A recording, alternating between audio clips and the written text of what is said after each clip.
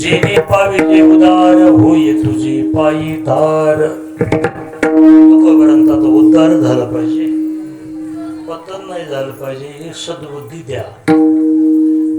दुसरी मागणी आहे तुकोबराची, वदवी हे वाचा भाव पांडुरंगी साचा.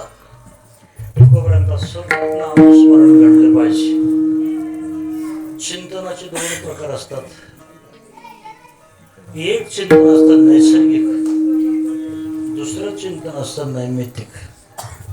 साधू महात्म्याचं चिंतन एक नैसर्गिक असतं, आपलं नैमित्तिक चिंतन असतं. त्याच्यामध्ये तीन प्रकार पडतात.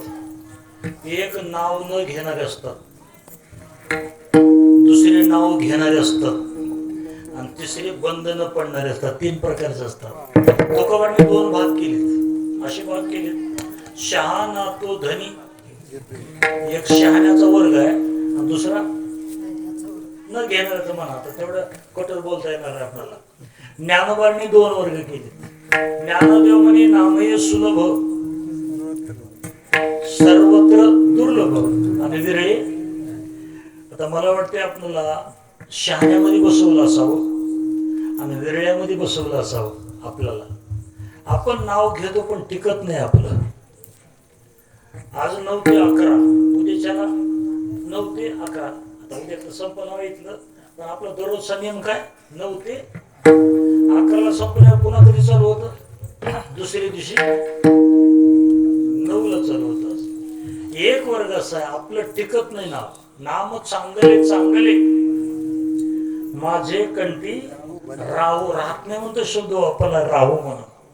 आणि एक तिसरा एक वर्ग असा आहे नैसर्गिक भजन आहे. नैसर्गिक ज्ञानोबारांचा थांबलं तरी नाम थांबत नाही. ज्ञानदेव मौन जपाळ अंतरी धरोनी श्रीहरी जपे 9 ते 11. किती आहे तिथं, धरोनी श्रीहरी जपे सदा आहे तिथं. भजन बंद पडत नाही. कबीर महाराज म्हणतात भजनाची अशी काय आट असायला पाहिजे, भजन करताना ओठ हल्ला नाही पाहिजे, भजन करताना जीभ हल्ली नाही पाहिजे आणि भजन करताना कंठ हल्ला नाही पाहिजे. असं भजन होतंय का आपलं? ओठ कंठ न चाले जिब्यान रटे राम, राम हमारा जप करे हम बैठे आराम. कबीर आराम म्हटलं तरी भजन सहज स्वरूप स्थिती तया नाव भक्ती. सहज व्हायला पाहिजे. तुकोबरांतात ही सातत्य असलं पाहिजे. वदवी हे वाचा.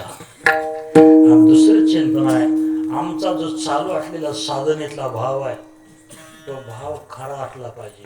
वदवी हे वाचा आणि भाव पांडुरंगी साचा भाव असला पाहिजे. पूर्वीच्या पेक्षा भजन आता चांगलं आहे. फक्त प्रेमाचं भावनेचं भजन राहिलं नाही. नाही तर असे वाजवणारे पूर्वी नव्हते. दोघेही वाजवत होता. पूर्वी वाजवणारे असे नव्हते. पूर्वी गाणारे असे नव्हते. पण मी लहानपणापासून भजन केलंय.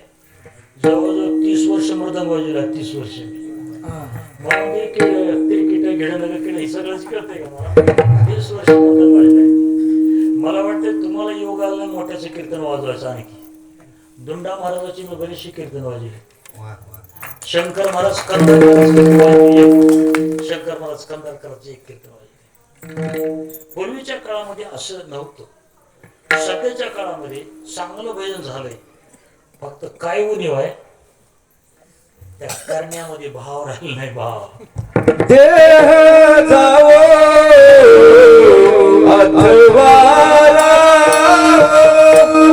देह जावो.